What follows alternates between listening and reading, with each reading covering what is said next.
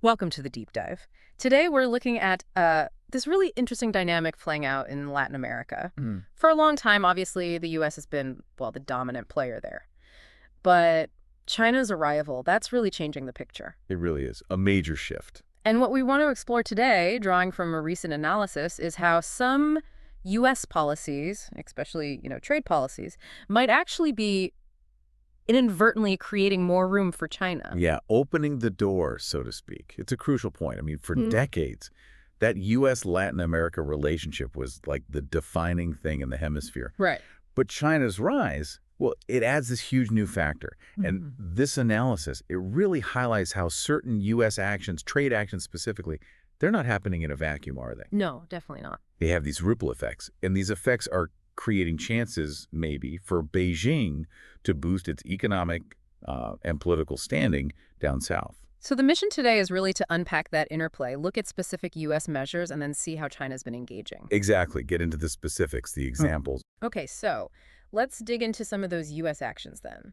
The analysis mentions tariffs as like a key tool being used. Yeah. Back in 2025, the U.S. slapped a 25% tariff on steel from Brazil. The reason cited was unfair trade practices. Yeah, and 25%, that's a pretty significant hit. Yeah. Especially for a major industry like steel in Brazil. Huge. And it's important to see this not just as, some isolated trade spat. These kinds of moves, they can be seen by countries in Latin America as, well, pretty aggressive, not really in the spirit of partnership. Less partnership, more pressure. Kind of. And the analysis also brings up that diplomatic clash with Colombia. Remember that? Yeah. The U.S. tried deporting migrants, refugees, calling them criminals. Oh, right. And Colombia pushed back initially? They did, yeah. But then the U.S. threatened tariffs. Yeah. And, well, eventually Colombia complied. What really stands out there for you? I mean, to me, it feels like a very direct use of economic muscle for a diplomatic aim. Oh, absolutely. It's textbook economic leverage. Yeah. But the key thing is how it lands, how it's perceived in the region. Right. The U.S. might see it as, I don't know, a necessary step. Yeah. But other countries could easily see it as coercion. And that erodes trust. Goodwill goes out the window. Yeah, you can see how that would happen.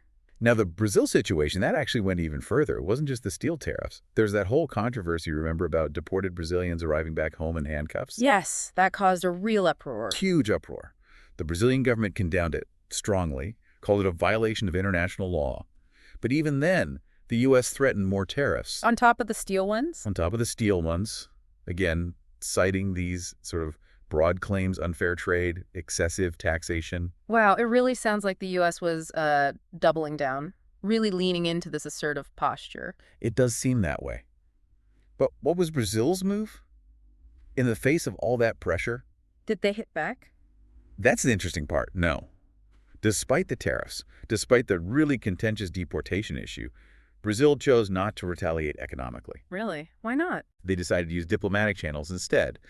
Protest, express displeasure, try to find a resolution that way. Okay, so restraint on the economic front. Exactly. And that decision, that restraint, it's actually a key piece of this puzzle. When you think about how China's approach, which is often more economically collaborative, is being received, Brazil holding back kind of highlights this potential opening for a different kind of partner. Which, naturally, leads us right into China's expanding influence. The analysis we're using really hammers this point home, doesn't it? Yeah. That China's growing footprint in Latin America isn't just happening randomly. Not at all. It's being helped along partly by how the U.S. is engaging, or maybe how it's not engaging in certain ways. Precisely. While the U.S. has been using these tariff measures, which can feel, punitive. Yeah, like punishment. China's been focusing on what the analysis calls these more pragmatic strategies. Like, look at Peru, the Port of Shanxi modernization. That's a really compelling example. Okay, Shanxi Port in Peru. Tell us more about that. What's the scale? Oh, it's massive. This isn't just some minor upgrade. China's investing heavily to transform this port into a major Pacific trade hub. A major hub. So, for our listeners, it's important to grasp this. Shanxi, expected to be up and running in 2025, isn't just about improving old docks. It's creating a vital new gateway, right? Exactly. A direct connection for Latin American exports straight to Asian markets, bypassing traditional routes. And the analysis calls this infrastructure diplomacy. What makes it fit that description? Well, think about it. China is stepping in to address a really fundamental need in a lot of these countries. Yeah. Better infrastructure, roads, ports, railways, things needed for trade, for growth, Tangible are stuff. very tangible. Projects with long-term benefits. They create jobs, boost local economies, hopefully. Yeah. And that whole approach, it just feels different from tariffs, which, as we saw, can create friction, uncertainty. Right, building versus blocking almost. You could see it that way. A major infrastructure project, it fosters this sense of partnership, shared progress. It's a different narrative. It really is a very different kind of engagement. And it's not just ports, is it?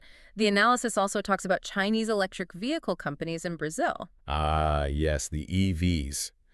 Companies like BYD, they've had remarkable success there. Why is that so noteworthy in this context? Well, it really points to China's knack for jumping on global trends and meeting local demand pretty effectively. Brazil's got this growing appetite for sustainable transport, right? Big market potential. Huge. And Chinese EV makers like BYD came in offering options that were maybe more accessible, more appealing than some U.S. competitors. They hit record sales in 2024. They've really carved out a strong position. So it's like, while U.S. manufacturers or investors might have been a bit slower, maybe neglecting that particular opportunity in Latin America, China saw the gap. and just stepped right in, filled that strategic space. That's a really good way to put it. And you see this pattern, this expansion of economic ties across other key countries, too.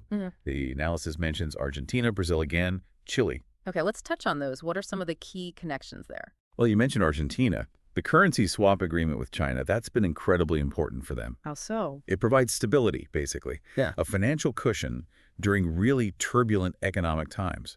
It's a very direct form of economic support when they most need it. Okay, so practical help in a crisis? Exactly.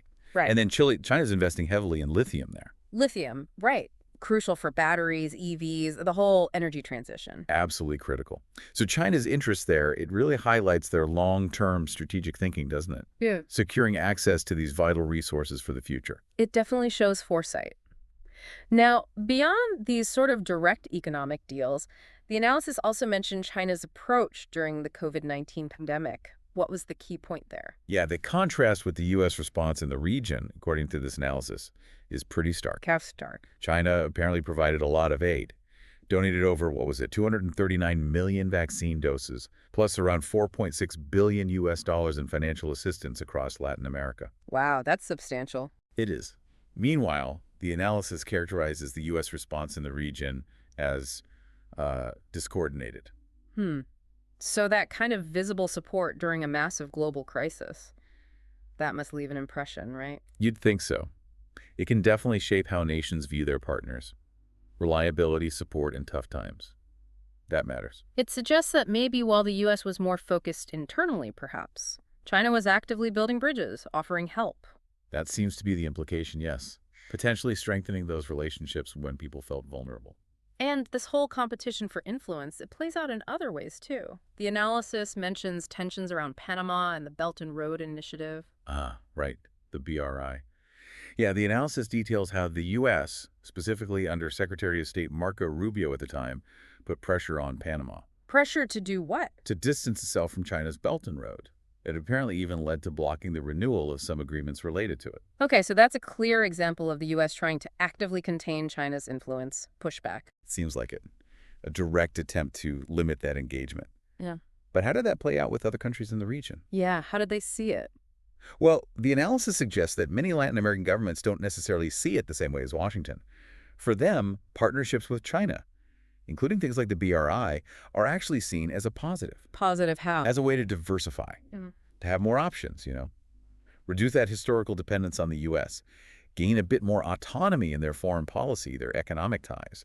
It's not always about choosing sides for them. More about balancing, maybe, playing the field. Exactly. Seeking benefits from multiple partners.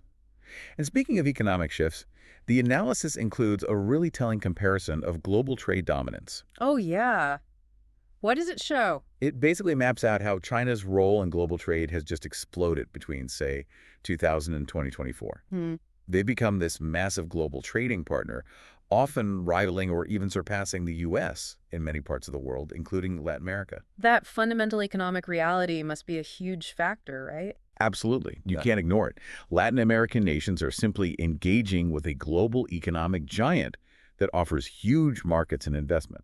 It's pragmatic. Okay.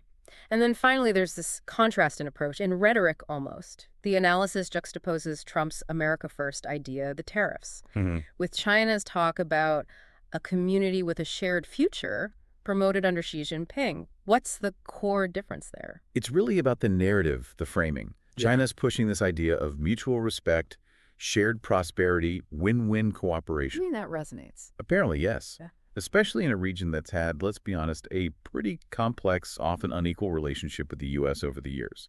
So China presents itself as this partner focused on development, on cooperation, less coercion.